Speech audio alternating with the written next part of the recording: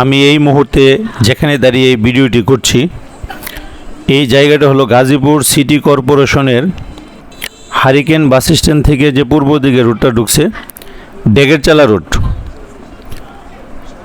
এই রোডে অনেক শিল্প কারখানা আছে, অনেক মানুষের চলাচল এই রোডে। এই ফুটপাত দিয়ে মূলত মানুষের চলাচলের কথা, কিন্তু বাস্তবতা কিন্তু ভিন্ন। এই যে দেখতে পাচ্ছেন যে দোকানটি, এই দোকানটি ফুটপাত দখল করে দোকানটি ঘরে উঠেছে। এর ভিতর দিয়ে বা এর পাশ দিয়ে মানুষ যাওয়ার মতো কোনো ব্যবস্থা নেই। মানুষ এই যে হেঁটে যাচ্ছে রাস্তার মাঝখান দিয়ে। এখানে বিভিন্ন ধরনের যানবাহন চলাচল করে। এতে মানুষের চলাচল বলতে গেলে অনেকটা হুমকির মুখে। রাস্তার পাশে আপনারা দেখতে পাচ্ছেন যে বিভিন্ন ধরনের ভ্যান গাড়ি করে বিভিন্ন ধরনের সবজি বিক্রি করছে। আর এই যে মাঝখান দিয়ে ইজি বাইক, অটো এগুলো চলাচল করছে। তার পাশ দিয়ে মানুষ খুব মানে নিরাপত্তাহীনভাবেই চলাফেরা করছে। কিছু করার নেই, কারণ রাস্তার যে মানুষ চলাচলের যে ফুটপাতটা, সেটা আসলে ব্যবসায়ীদের দখলে।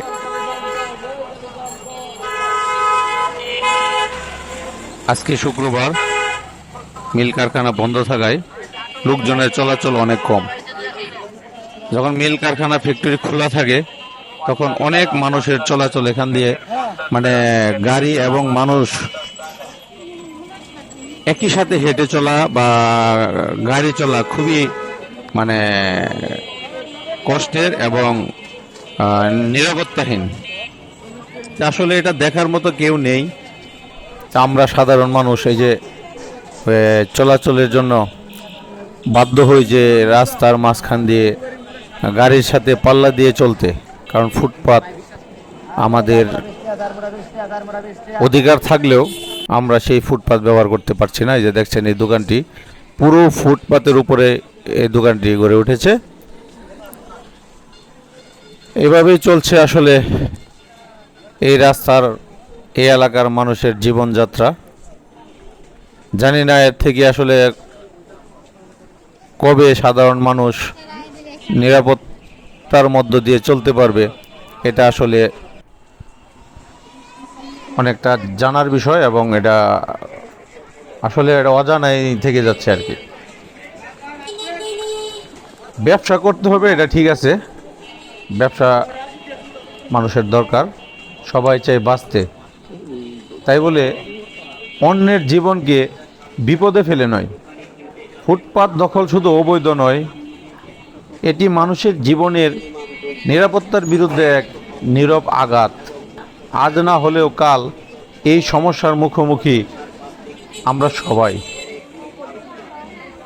কিছু গার্মেন্টস খোলা ছিল, ছুটির পর এই ব্যান থেকে পেয়ারা কিনতেছে তাদের ছেলে মেয়েদের জন্য। ফুটপাত হোক পথচারীর, রাস্তা হোক যানবাহনের।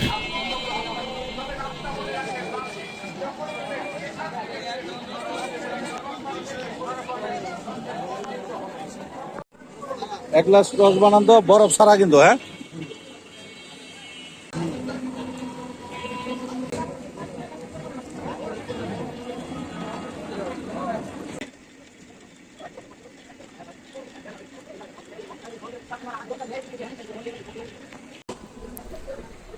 এই দেখতে পাচ্ছেন এই ছেলেটি স্কেটি দিয়ে খুব সুন্দর করে রাস্তা দিয়ে হেঁটে যাচ্ছে।